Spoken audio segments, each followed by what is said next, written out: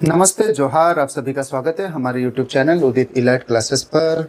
जो इससे पहले जो हमने देखा था नागवंशी शासन व्यवस्था, उससे पहले मुंडा शासन व्यवस्था, और अब हम लोग देखेंगे पहाड़ी पंचायत शासन व्यवस्था। ठीक है, तो अब स्टार्ट करते हैं। मैं ये तो अभी नहीं बोलूंगा धर्म क्यों नहीं आप लोगों के सामने आ रहा है, बट उम्मीद करता हूँ कि बहुत जल्द उनका वीडियो भी आपके सामने आना स्टार्ट हो जाएगा। वो फिलहाल अभी अपना जो है वो टॉपिक बना रहे हैं। ठीक है, और सोनू जो है वो एडिटिंग करता है। तो ये बता दिया मैंने अपने टीम के बारे में। जो मैं बार बार बोलता हूँ, जो हमारा टीम जो है, बस हम लोग 3 ही आदमी हैं और ज़्यादा कोई नहीं है। और आप लोग के लिए, सबके लिए, टीचर को भी हम लोग देख रहे हैं ताकि कुछ टीचर हायर कर सके जो आप लोगों को पढ़ाने में। और भी सब जो है, जेपीएससी हो गया, UPSC, BPSC, SSC, railway, trade, ये सब का भी जो क्लास है वो स्टार्ट करने के लिए हम लोग टीचर को देख रहे हैं। और उम्मीद करता हूँ कि बहुत जल्द ये सब चीज़ का भी हम लोग क्लास स्टार्ट करेंगे। तो आइए स्टार्ट करते हैं। आज का जो हमारा टॉपिक है वो है पहाड़ी पंचायत शासन व्यवस्था के बारे में। ठीक है, यह जो है मुख्यतः, यह जो पहाड़ी पंचायत जो है, पहाड़ी पंचायत जो है, यह मुख्यतः जो है वो उरांव जनजाति की शासन व्यवस्था से संबंधित है। ठीक है, यह शासन व्यवस्था कानून जो, ठीक है, यह शासन व्यवस्था जो है मुंडा जनजाति की शासन व्यवस्था से मिलती जुलती है। मुंडा शासन व्यवस्था से ये एक मिलती जुलती है, पहाड़ पंचायत शासन व्यवस्था। ठीक है, इसके बाद आगे हम लोग लिखेंगे, जो मैंने शुरू में कहा था वो 1 2 करके लिख लीजिएगा। इसके बाद आगे हम लोग लिखेंगे महत्व। महत्व करके इस प्रकार से अंडरलाइन करके, ये जो है संबंधित तथ्य। ठीक है, महत्व, महत्व का संबंधित तथ्य है, उसके बारे में हम लोग ये जानेंगे। इस शासन व्यवस्था में प्रत्येक गांव, इस शासन व्यवस्था में प्रत्येक गांव का एक प्रधान होता है जिसे महतो कहा जाता है। यह गांव के शर्त के जो मामले हैं उससे निपटारा करते हैं। मतलब लड़ाई झगड़ा हो गया, कुछ भी लड़ाई झगड़ा हुआ, जमीन विवाद हुआ, या अगर कुछ भी होता है तो ये गांव के उस चीज से निपटारा करते हैं। इस कार्य में गांव के अनुभाविक जो है, अनुभाविक व बुजुर्ग लोग, बड़ बुजुर्ग, ठीक है, बुजुर्ग लोग, ग्राम प्रधान की सहायता करते हैं। महतो के पास उस समय प्रशासनिक एवं न्याय जो है दोनों प्रकार के अधिकार होते हैं। इसके बाद महतो लिखने के बाद आगे लिखेगा मांझी।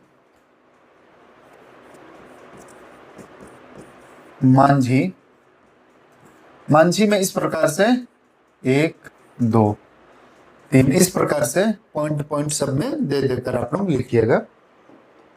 ठीक है,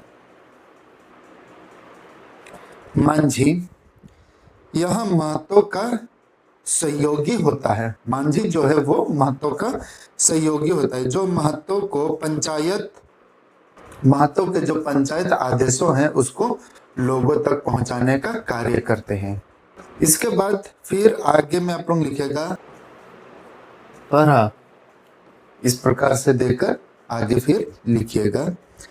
कई गांव जो है 5 7 11 21 या 22 से मिलकर बनी पंचायत, 21 या 22 से मिलकर बनी पंचायत अंतर्गत पंचायत को अंतर्गत पंचायत को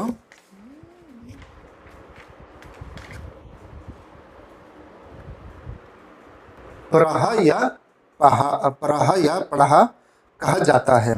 ठीक है, पढ़ा पंचायत का जो प्रमुख कार्य दो या दो से अधिक गांव के बीच का विवादों का निष्पादन करने का होता है।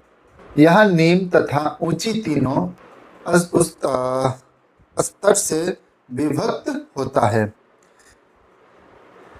निम्न तथा मध्य स्तर के पंचायत में फैसलों का निष्पादन न होकर उचित पंचायतों के द्वारा इसका निष्पादन या निर्णय लिया जाता है।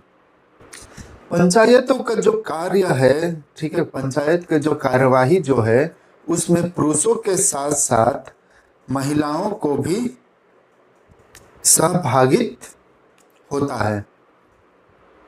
इसके बाद आगे हम लोग देखते हैं पान भर। यह पहाड़ पंचायत की बैठक में जलपान का प्रबंध करने हेतु उत्तरदायित्व रहते हैं। इसके बाद पढ़ा राजा, इसके बाद आगे हम लोग देखेंगे पढ़ा राजा। यह पढ़ा पंचायत का प्रमुख होता है। ठीक है, पढ़ा राजा जो है वो पढ़ा पंचायत का प्रमुख होता है। ऐसे मामलों जिसका निष्पादन ग्रामीण स्तर पर महतो द्वारा नहीं किया जा सकता और उस मामलों को पहाड़ी राजा के हस्तरिक्त कर देता, मतलब पहाड़ी राजा को वो मामला बताया जाता या दे दिया जाता। इसके बाद पहाड़ी राजा उस मामले पर कार्य करते हैं। ठीक है, इसके बाद आगे हम लोग देखते हैं पहाड़ी दीवान। यह पहाड़ी दीवान जो है यह सर्वोच्च पदधारी है। यह सर्वोच्च पदधारी है जो सर्वोच्च न्यायालय की तरह कार्य करता है। और ये जो सभी है, ठीक है, ये सभी जो है पहाड़ राजाओं से ऊपर होता है तथा इनके बीच संबंध जो है वो बहुत प्रेम भाव का होता है और तथा उनके बीच जो है वो संबंध बनता है। ये ठीक है। इसके बाद जो लास्ट पॉइंट है वो है पहाड़ी राजा द्वारा अनिर्णय मामलों को पहाड़ी दीवान को हस्तरिक्त किया जाता है। ठीक है, पहाड़ी दीवान को हस्तरिक्त किया जाता है। ये सब आप लोगों को किसके बीच क्या कार्य था और वो क्या क्या करते थे वही सब चीज आपको इसमें बताया जा रहा है। ठीक है, ये आप लोग पॉइंट देकर लिख सकते हैं और आप लोगों को जो है याद करने में सबसे आसानी होगा। इसके बाद आगे और बताएंगे और भी ज़्यादा इंटरेस्टिंग है। आगे का जो टॉपिक सब है वो भी और भी ज़्यादा इंटरेस्टिंग है। तो अब हम लोग मिलते हैं अपने अगले क्लास पर। तब तक के लिए नमस्ते, जोहार।